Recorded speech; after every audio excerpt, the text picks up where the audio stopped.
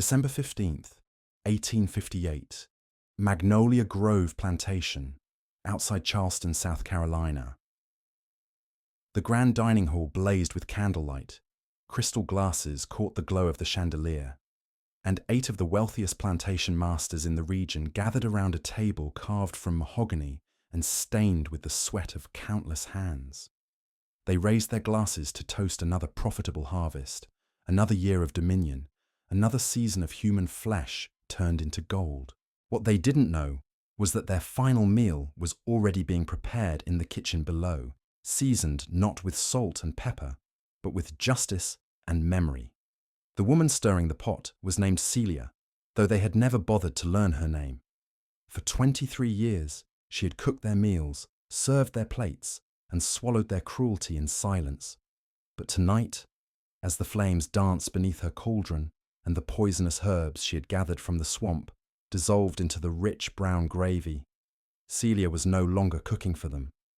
She was cooking for every child sold from her arms, every woman beaten in the fields, every man who died with a whip in his back and a prayer on his lips. By dawn, 8 bodies would lie cold in their chairs, mouths twisted in final screams, eyes wide with the terror of a death they never saw coming.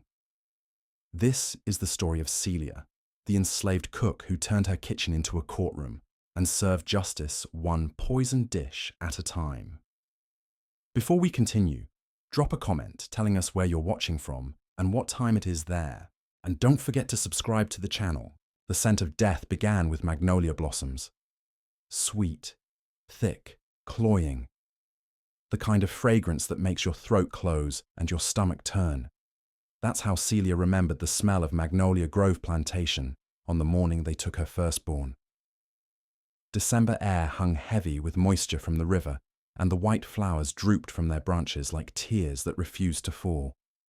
She had been standing in the kitchen doorway, flour on her hands, watching her son Samuel play in the dirt beside the chicken coop. He was maybe 4 years old, too young to understand why the white men in their fine coats were pointing at him, too innocent to know that his laughter had just been sold. The transaction took less than 5 minutes. Master Harrison counted out the coins while Samuel reached for his mother's skirt, asking why the strange men were looking at him. Celia knelt beside him, memorizing his face, the curve of his cheek, the way his eyes crinkled when he smiled. She pressed a wooden spoon into his small hands, the same one her grandmother had carved, and whispered, "Remember Mama's cooking, baby. Remember how love tastes." They dragged him away before she could say goodbye. The wagon wheels carved deep ruts in the mud as they rolled past the magnolia trees, past the fields where his grandfather had bled into the soil, past the cemetery where no slave was allowed a headstone. Celia watched until the dust settled, until the silence swallowed even the memory of his voice. Then she walked back into the kitchen, hung up her apron, and began planning something that would take 20 years to perfect. The kitchen at Magnolia Grove was built like a fortress, thick brick walls that trapped heat and sound, iron pots that could hold enough stew to feed a small army, and a hearth wide enough to roast a whole pig. It stood separate from the main house, connected only by a covered walkway that the masters used when the weather was too harsh to send a servant running through the rain. This separation was supposed to keep the smell of cooking away from their delicate sensibilities, but for Celia, it became something else entirely. It became her sanctuary, her laboratory, her courtroom. She learned the science of poison the way other women learn to embroider. Slowly, carefully, with the patience of someone who understood that revenge was a dish best served after it had time to ferment. The swamps around Charleston were rich with deadly beauty. Oleander with its pink flowers and bitter leaves that could stop a heart in minutes. Foxglove that grew wild near the river, its purple blooms hiding enough poison to kill a horse. Castor beans that looked innocent as pearls, but contained ricin so potent that a single seed could bring down a grown man. Celia studied them all. She tested their potency on rats first, then stray dogs that wandered too close to the kitchen. She learned which plants killed quickly and which took their time, which left their victims writhing in agony and which granted a peaceful death. Most importantly, she learned how to mask their taste, how to blend death so seamlessly into a meal that even the most suspicious palate would detect nothing but the rich flavors of a perfectly prepared feast. But knowledge alone wasn't enough. She needed opportunity, and opportunity required patience. For 2 decades, she cooked their meals and bit her tongue. She served their guests and smiled when they complimented her skills. She watched them trade human beings like livestock and pretended not to understand the weight of what she witnessed. And every night, she added another name to the list she kept buried in her memory, another debt that would eventually come due. The plantation masters who gathered at Magnolia Grove weren't just wealthy men.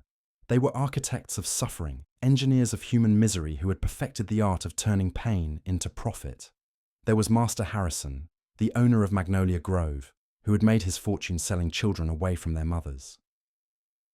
Judge Whitmore, who wrote the laws that kept slavery legal and profitable.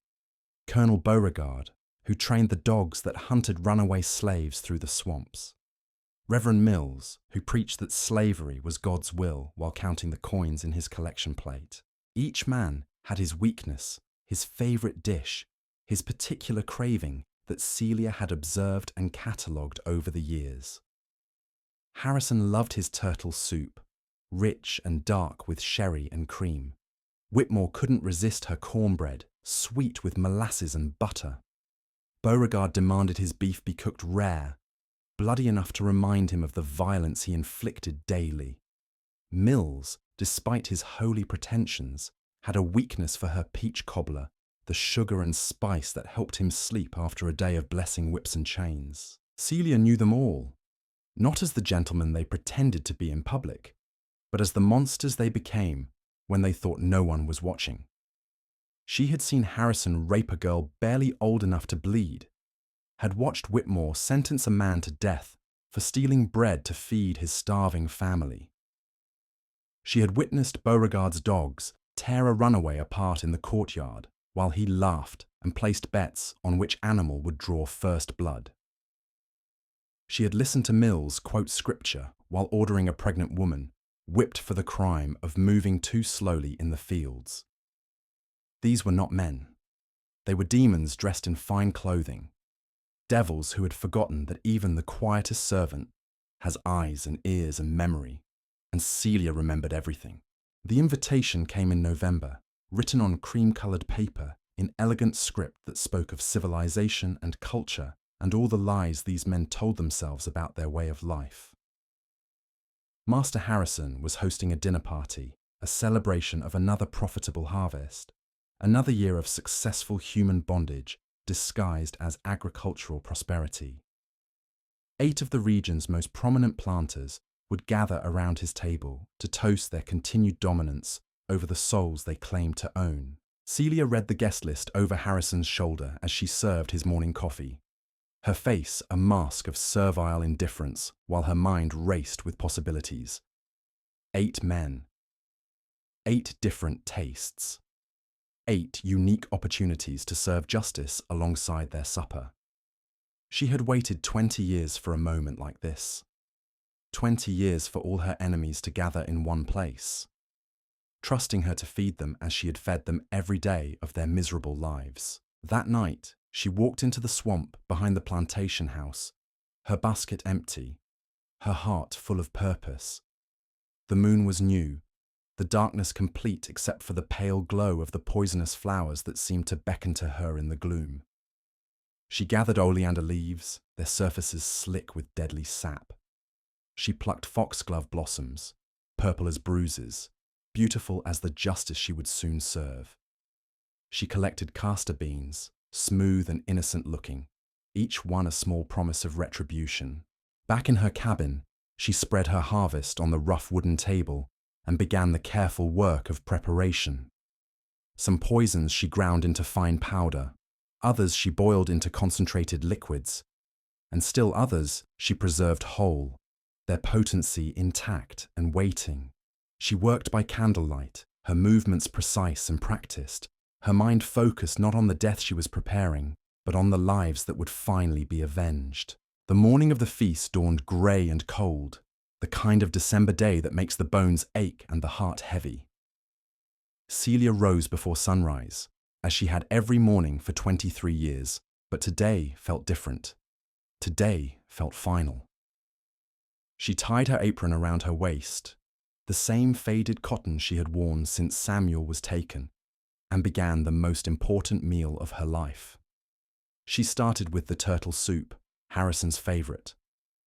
The rich broth simmered in her largest pot, thick with cream and dark with sherry, fragrant with herbs that would mask the bitter taste of oleander. She stirred slowly, clockwise, as her grandmother had taught her, as if she were stirring time itself, bringing the past into the present, making the future inevitable. The cornbread came next, golden and sweet. The molasses hiding the ground castor beans she folded into the batter.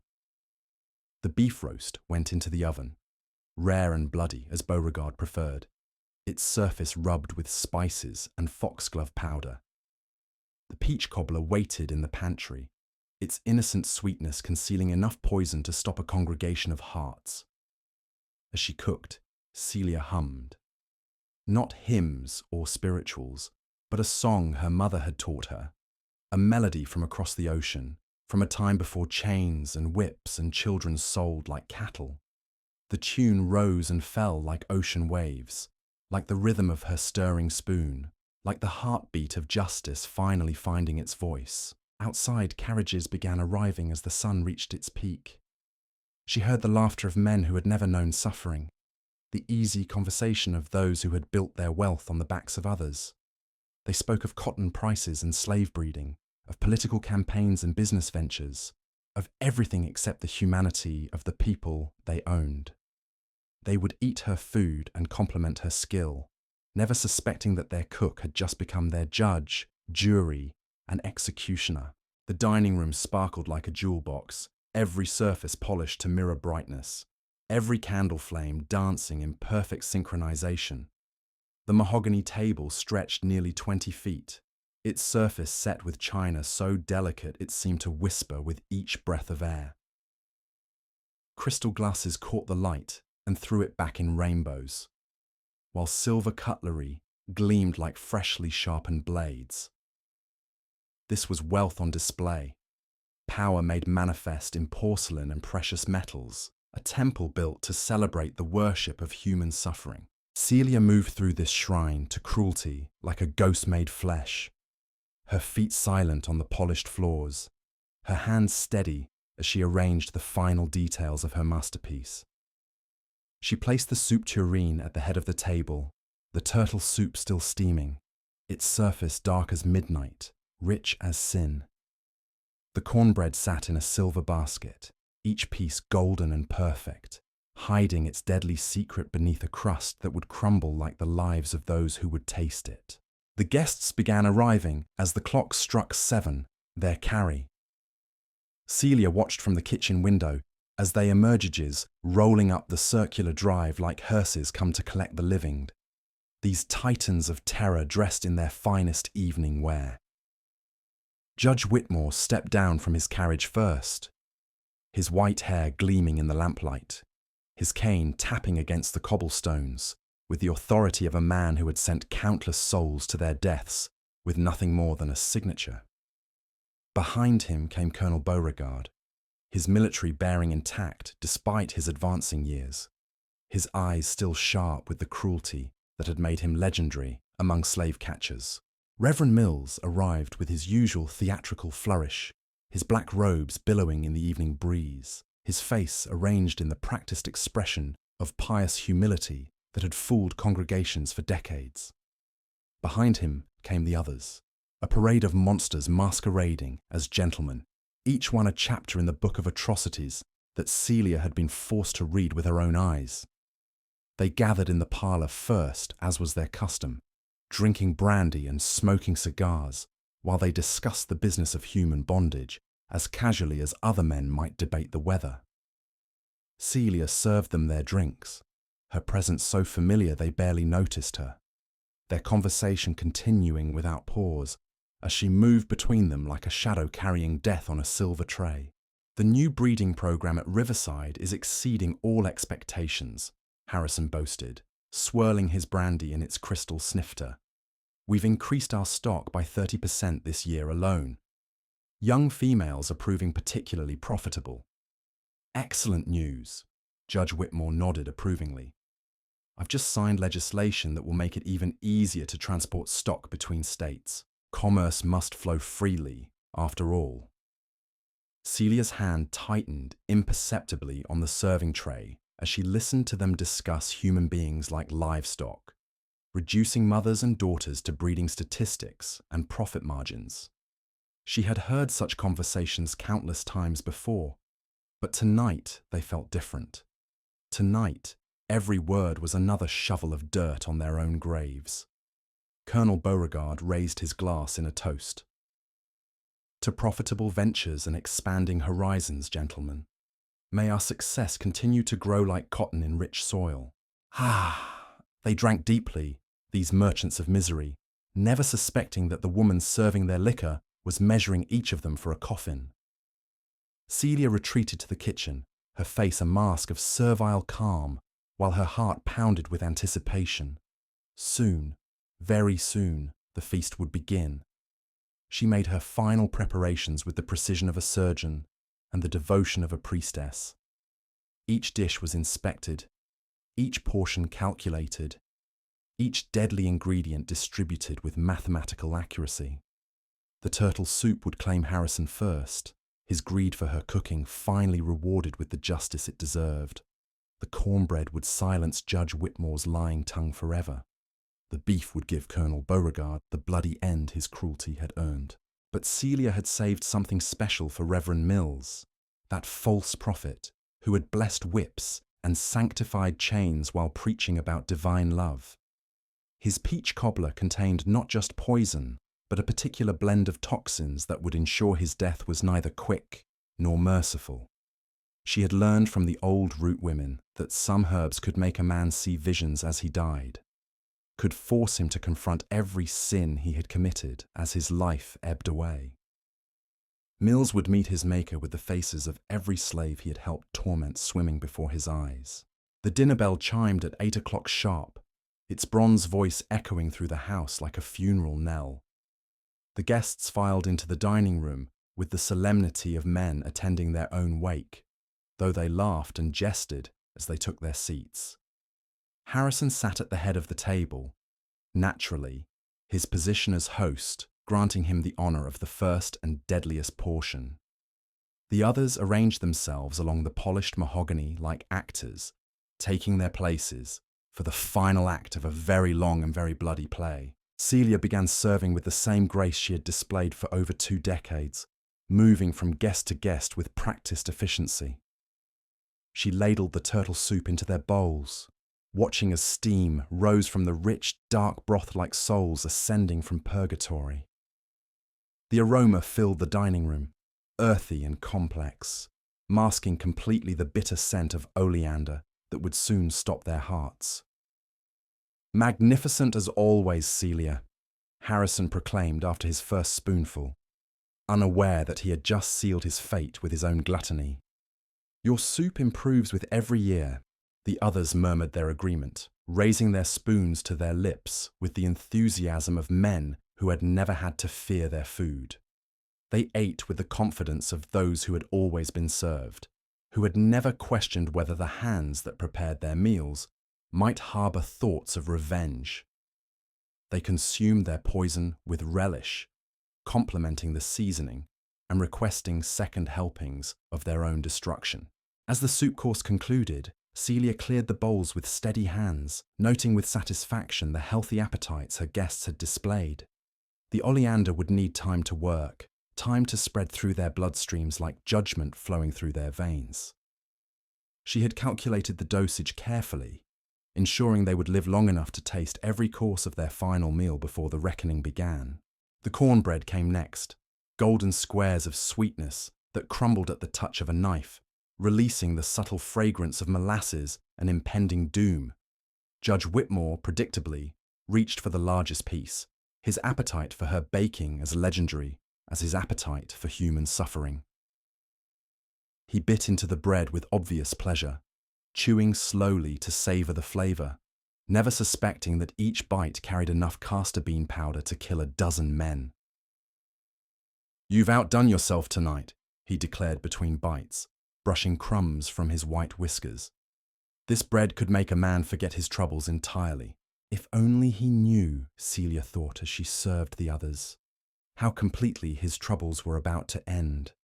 The castor beans would work more slowly than the oleander, their poison creeping through his system like divine justice, patient and inevitable.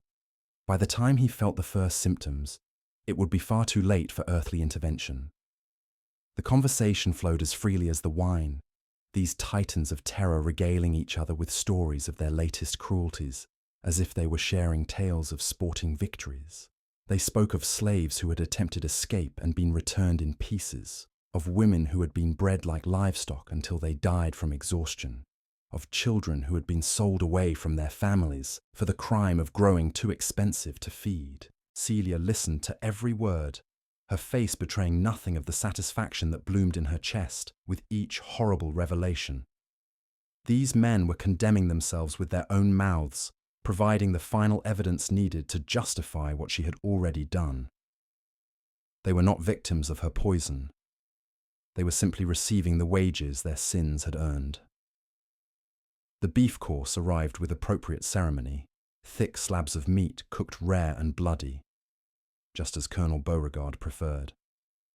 The old soldier's eyes lit up at the sight of the crimson juices pooling on his plate, reminding him perhaps of all the blood he had spilled in service of his peculiar institution. He cut into the meat with obvious relish, raising the first bite to his mouth like a communion wafer, never suspecting that his communion was with death itself. "Perfect," he declared after his first taste, blood from the rare meat staining his lips like war paint. "Cooked to absolute perfection. You have a gift, woman." A gift indeed, Celia reflected, as she watched him consume his foxglove-seasoned fate with obvious pleasure. The digitalis in the purple flowers would attack his heart directly, causing it to beat erratically before stopping altogether. A fitting end for a man whose own heart had never known mercy, whose pulse had quickened only at the sight of others' suffering. The other guests joined him in devouring their poisoned portions, their conversation growing more animated as the wine flowed and their inhibitions lowered.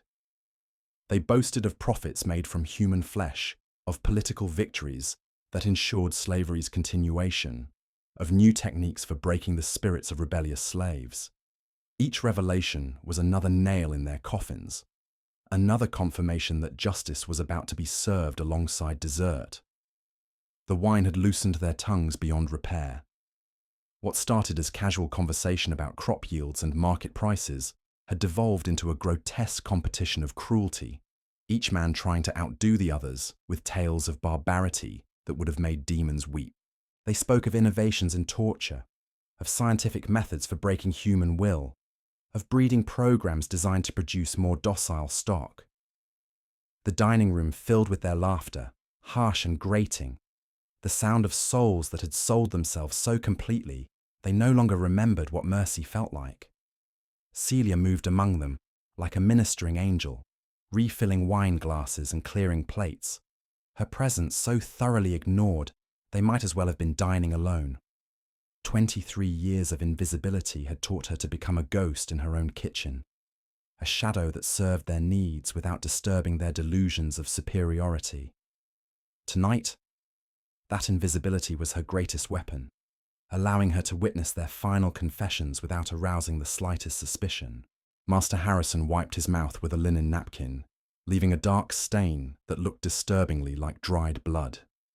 The turtle soup had settled well in his stomach, the oleander beginning its slow work of constricting his blood vessels and slowing his heart. He felt nothing yet but satisfaction, the warm glow of a meal perfectly prepared and a gathering of kindred spirits who understood the true nature of power. "I've been thinking about expanding operations," he announced, his voice carrying the authority of a man accustomed to being obeyed. "The cotton market is booming, and we need more hands to meet demand. I'm considering a partnership with the traders in Savannah. Fresh stock from Africa brings better prices than domestic breeding." Judge Whitmore nodded approvingly, though his usually sharp eyes seemed slightly unfocused. The castor beans were beginning their work, their poison spreading through his bloodstream like ink through water. "I can ensure the legal framework remains favorable," he offered, his words slightly slurred despite his efforts to maintain his dignity. "The courts understand the economic necessities of our situation." The conversation continued in this vein, each man contributing his expertise to their collective vision of expanded suffering. Colonel Beauregard discussed new methods of pursuit and capture, his military background lending tactical precision to his descriptions of human hunting. Reverend Mills provided theological justification, quoting scripture with the practiced ease of a man who had long ago perverted holy words into chains and whips. As they talked, the first symptoms began to manifest. Harrison's hand trembled slightly as he reached for his wineglass, a tremor so subtle he attributed it to excitement about his business prospects. Whitmore dabbed at his forehead with his napkin, the first beads of sweat appearing despite the cool December air that drifted through the windows. Beauregard shifted uncomfortably in his chair, his breathing becoming slightly laboured as the foxglove attacked his cardiovascular system with military precision. But they were too intoxicated by their own cruelty to notice these early warnings. The wine had dulled their senses, and their excitement at sharing their most depraved fantasies had them focused entirely on outdoing each other's tales of horror.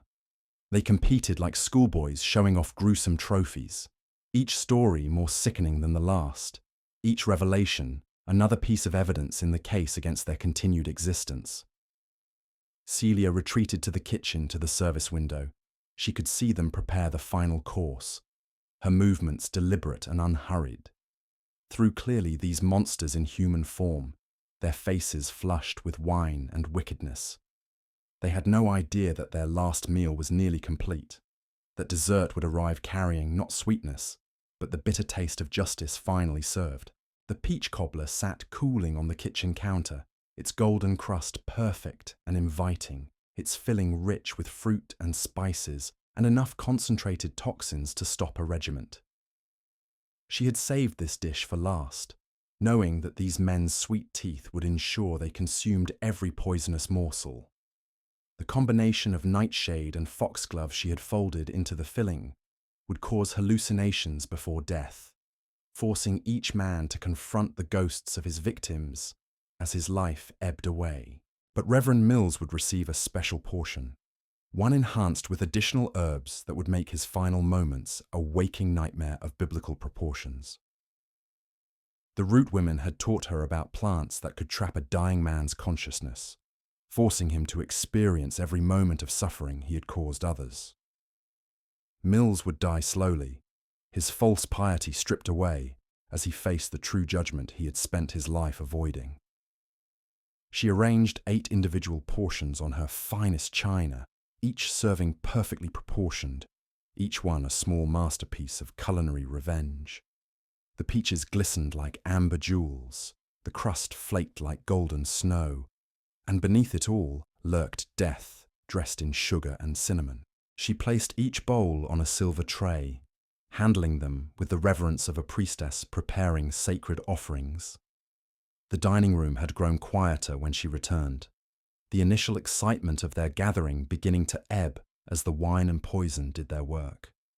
Several of the men were slumping slightly in their chairs, their earlier animation replaced by a curious lethargy that they attributed to the rich meal and warm atmosphere. Harrison's face had taken on a greyish pallor, while Whitmore's breathing had become noticeably shallow. "Gentlemen," Celia announced in her soft, familiar voice, "I present the final course. Peach cobbler, prepared with fruit from our own orchards and sweetened with molasses from our own cane." The mention of food revived their interest, These gluttons who had spent their lives consuming everything they could reach, including human souls. They straightened in their chairs as she placed the dessert before each of them, their eyes lighting up at the sight of her famous cobbler. Even in their increasingly uncomfortable state, their greed remained strong enough to override their growing unease. "Magnificent," Harrison wheezed, though his voice lacked its earlier strength. "You've truly surpassed yourself tonight, Celia. This feast will be remembered for years to come." More than he knew, she thought, as she watched him lift the first spoonful to his lips. The cobbler would indeed make this evening unforgettable, though not for the reasons he imagined. She stepped back into the shadows near the sideboard, her hands folded before her, her expression serene as she prepared to witness the final act of her 20-year drama. They ate with diminished but determined appetite, these titans of terror reduced to shadows of their former selves by the toxins coursing through their veins. The peach cobbler disappeared spoonful by spoonful, each bite bringing them closer to the reckoning they had never believed would come. The sweetness masked the bitterness perfectly, sugar and spice concealing the agents of their destruction until it was far too late for any earthly remedy. As they consumed their final dessert, their conversation grew increasingly disjointed and confused. The multiple poisons were beginning to interact in their systems, creating a symphony of symptoms that would crescendo in death. Harrison's hands shook so badly he could barely hold his spoon, while Whitmore's eyes had taken on the glassy stare of a man already halfway to the grave. Colonel Beauregard suddenly gasped, his military bearing cracking as his heart began to skip and flutter under the assault of the foxglove. He clutched at his chest, his face twisting in confusion and the first stirrings of fear.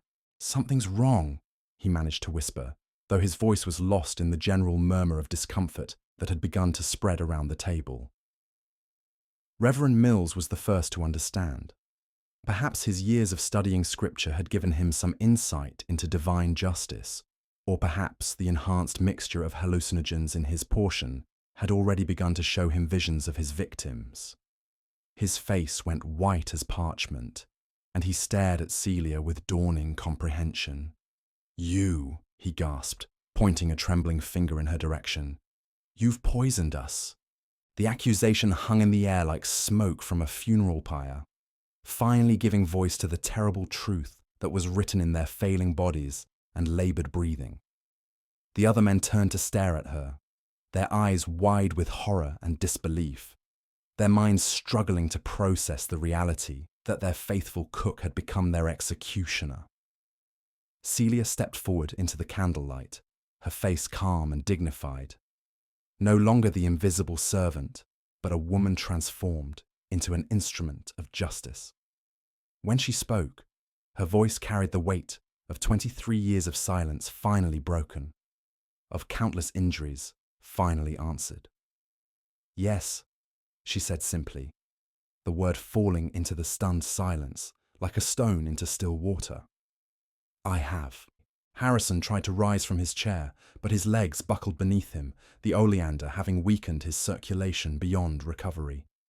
He fell back into his seat, gasping like a landed fish, his eyes bulging with terror and the growing realization of his helplessness. "Why?" he wheezed, though even as he asked the question, the answer was written in every scar on every slave's back, in every child sold, in every woman violated. "For Samuel," Celia replied, her voice steady as stone. "For every child you sold, for every life you destroyed, for every soul you claimed to own but never understood."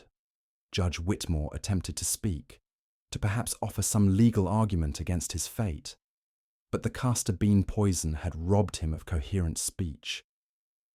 Only gurgling sounds emerged from his throat, his body convulsing as the toxins attacked his nervous system with methodical precision.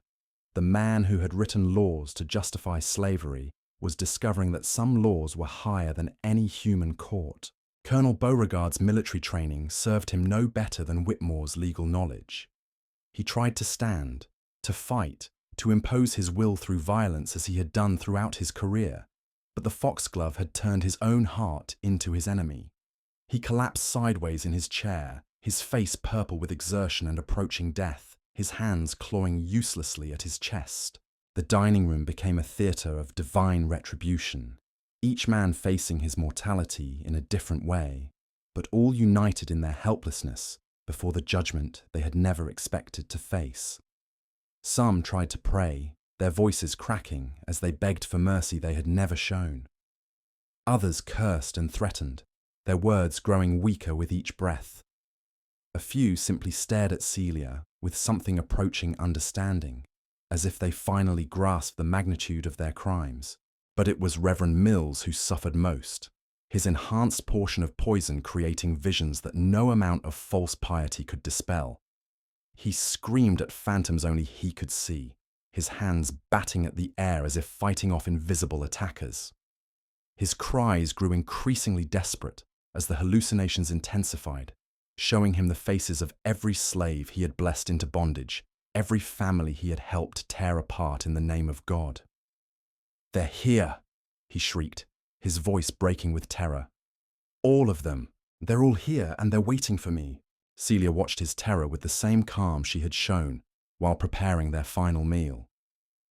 The herbs were working exactly as the old root women had promised, stripping away the lies these men had told themselves, forcing them to confront the true weight of their sins.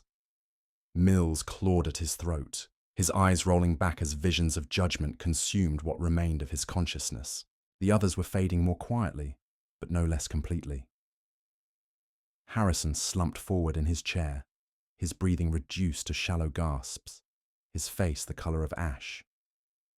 The turtle soup that had been his favorite for so many years had delivered its final gift, the oleander shutting down his circulation, one heartbeat at a time. His eyes found Celia's across the table, and in them she saw not anger, but something that might have been recognition, as if he finally understood the mathematics of justice. Judge Whitmore's body convulsed one final time before going still, his mouth open in a silent scream, foam gathering at the corners of his lips. The castor beans had done their work thoroughly, attacking his nervous system until it simply surrendered. The man who had signed death warrants with such casual authority had discovered that some sentences could not be appealed. Colonel Beauregard fought longest, his military discipline keeping him conscious even as his heart stuttered and failed under the foxglove's assault. He stared at Celia with something approaching respect, a soldier recognizing a superior strategy when he saw one. "You planned this," he whispered, his voice barely audible above the death rattles filling the room. "For how long?" 20 years, she replied, her voice carrying across the dining room like a benediction. "Since the day they took my boy." He nodded once, a final acknowledgement of her victory, before his eyes closed and his breathing stopped forever. The man who had hunted human beings through swamps and forests had been brought down not by dogs or guns, but by patience and purple flowers. The candles continued to burn, their flames dancing in the still air, casting shifting shadows across the faces of the dead. 8 men who had ruled their world with iron fists now sat powerless in their chairs, their wealth and authority reduced to nothing more than cooling flesh and empty stares. The mahogany table that had hosted so many celebrations of human suffering had become their final resting place, a monument to the justice that had finally found its voice. Celia moved around the table slowly, checking each body with the thoroughness of a woman who had waited too long for this moment to risk any mistakes. Harrison's pulse was gone, his skin already growing cold. Whitmore's eyes stared sightlessly at the chandelier above, his body twisted in the final agony of his poisoning. Beauregard looked almost peaceful, as if death had granted him the rest that life never had. But Reverend Mills continued to twitch and moan. the enhanced mixture of toxins keeping him suspended between life and death, while visions of his victims danced before his dying eyes. He saw children torn from their mothers' arms, women beaten for the crime of existing, men worked to death in fields that would never know their names.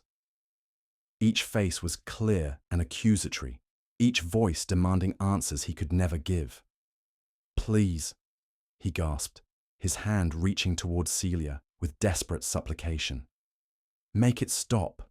I repent. I repent of everything." She looked down at him without pity, this false prophet who had perverted holy words into chains and suffering. "Too late for repentance," she said quietly. "Tonight you meet the God you claim to serve, and he knows what you really are." Bah. Mills's final scream echoed through the dining room before cutting off abruptly, his body going rigid before collapsing into the stillness of death. The last of her tormentors had finally fallen silent, their voices joining the countless others they had silenced over the years. The house settled around her, its walls exhaling as if relieved of a great burden. 23 years of cooking for monsters had ended in this moment, in this room where justice had finally been served alongside peach cobbler and poisoned wine. The chandelier continued to sparkle above the carnage, its crystal tears reflecting light across the faces of the dead, like stars in a night sky, finally free of clouds. Celia walked to the head of the table where Harrison sat, slumped in his chair, his hands still clutching his napkin, as if fine linen could protect him from the judgment he had earned. She reached into her apron pocket and withdrew a small wooden spoon, worn smooth by decades of use, the same one she had pressed into Samuel's hands before they took him away. She placed it gently beside Harrison's plate, a final signature on her masterpiece of retribution. The spoon that had stirred 1,000 pots of soup and sauce had also stirred the poison that ended 8 lives.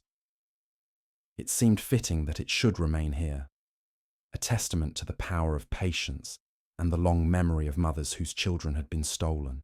The grandfather clock in the corner chimed midnight, its bronze voice marking the end of one day and the beginning of another.